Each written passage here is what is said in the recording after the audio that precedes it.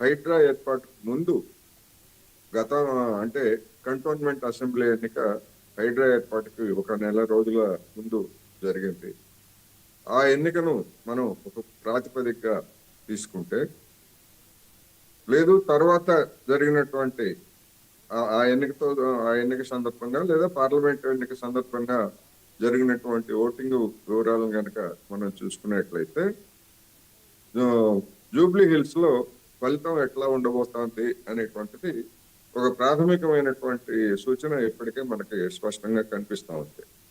BRS voting అనేటువంటిది గణనీయంగా పడిపోయింది.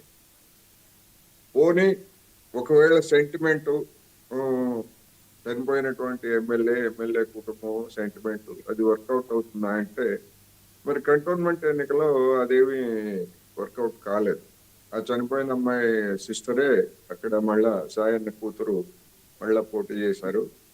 ఓట్లు గణనీయంగా దాదాపు 20% ఓట్లని బీఆర్ఎస్ పార్టీ కోల్పోయిందనేది మనకి ఓటింగ్ తీర్పెన్నులు స్పష్టం చేస్తున్నాయి. అందువలన దానికి భిన్నంగా అంటే